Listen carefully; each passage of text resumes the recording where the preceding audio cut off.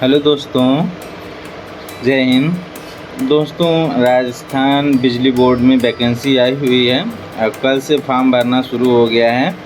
ठीक है, और 10 तारीख से आपका फॉर्म शुरू हो गया है और ये चलेगा 25 सितंबर तक। ठीक है, 25 सितंबर तक आप लोग फॉर्म भर लीजिएगा। सीट बहुत ज़्यादा है तो मैक्सिमम चांस है आप लोग का सिलेक्शन होने का।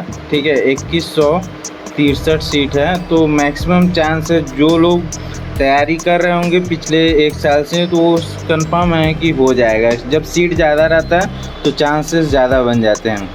अब यहाँ पे लोगो बना हुआ है तो ये ध्यान रखिए कि इन सभी में भी वैकेंसी है। मतलब जनरेशन प्लांट का मतलब ये होता है जहाँ पे बिजली बनती है। डिस्ट्रीब्यूशन प्लांट ये होता है जहाँ बिजली 30/11 कन्वर्ट करके आपको घर को दिया जाता है। और बीच में एक होता है जिसको ट्रांसमिशन लाइन बोलते हैं। ट्रांसमिशन लाइन में 3 श्रेणियाँ आती हैं, 400 और 220 kV और 132 kV। अब 7 लाख वोल्टेज का भी प्लांट बनने लगा है। आइए आगे इसके बारे में देख लेते हैं कौन कौन सी भर्ती है। जैसे टेक्नीशियन ग्रेड 3, ठीक है, ऑपरेटर, प्लांट अटेंडेंट, ठीक है, ये 3 पद के नाम हैं। ठीक है, अब देखिए यहाँ पे जनरेशन प्लांट दिया हुआ है और ये डिस्ट्रीब्यूशन प्लांट है तीनों। ठीक है, कहाँ कहाँ आपका पोस्टिंग मिलेगा ये सब दिया हुआ है। तो अपने हिसाब से देख लीजिएगा कि कौन सा एरिया आपके वहाँ से नज़दीक है, उसी हिसाब से फॉर्म भरिएगा। क्योंकि जब ज्वाइनिंग हो जाती है फिर बाद में जैसे सपोज करो आप जयपुर जोन में हो गए हों।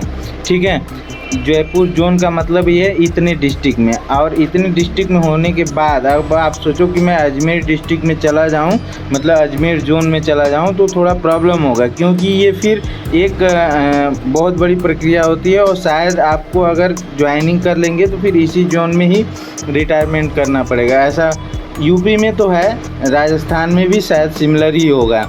ठीक है, यूपी में जेई कैडर कॉमन है। ठीक है, जेई जो है किसी भी मतलब जा सकते हैं, लेकिन अपने टेक्नीशियन के लिए थोड़ा नहीं है common cadre. Transmission common cadre है बट डिस्ट्रीब्यूशन कॉमन कैडर नहीं है।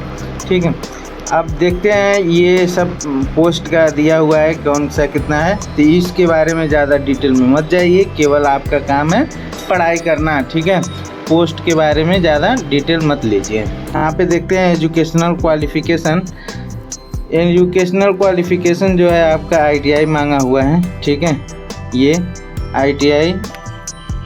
अब यहाँ पे देखिए ITI टेक्नीशियन, ऑपरेटर और प्लांट अटेंडेंट। ठीक है, तो जो ये सब है ये ग्रुप 1 से लेकर के 4 तक का है। सबसे बड़ी चीज़ देखिए यहाँ पे कोपा, जो लोग कोपा कोर्स किए हैं उनके लिए बहुत कम वैकेंसी आती है। ठीक है, तो अगर आप कोपा से भी हैं तो आप इस फॉर्म को भर सकते हैं। जनरेशन प्लांट के लिए, डिस्ट्रीब्यूशन प्लांट के लिए आपका इलेक्ट्रीशियन मांगा हुआ है।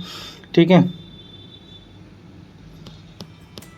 उसके बाद आप देख सकते हैं यहाँ पे ये सब दिया हुआ है पूरा डिटेल में। आगे देख लेते हैं। फिजिकल फिट होना चाहिए आपको बिल्कुल अच्छे से, और एज आपका मैक्सिमम 28 साल, और कुछ रिलैक्सेशन है तो 30-31 हो जाएगा। ठीक है, उसके बाद आपका देखते हैं यहाँ पे डिटेल में।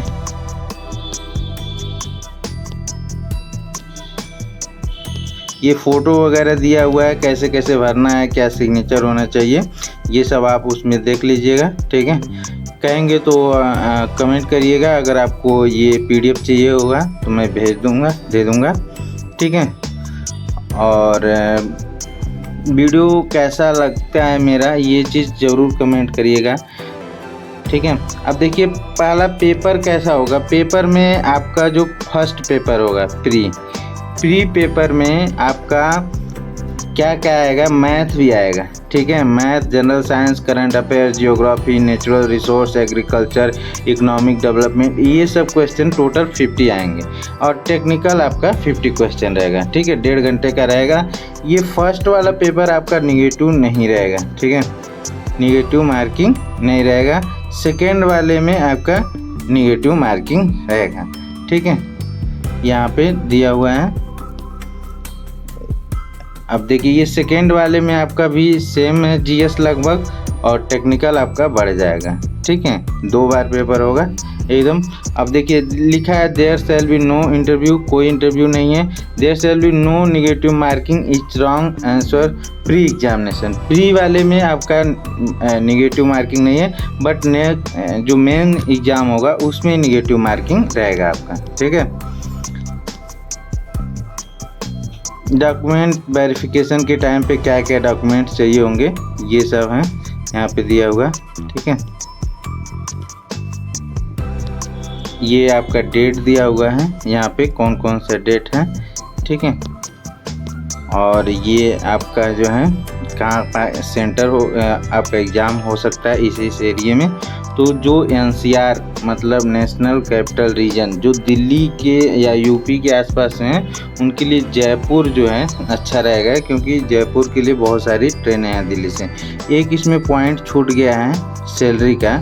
सैलरी के लिए मैं बता देता हूँ आपको क्या क्या कितना मिलेगा।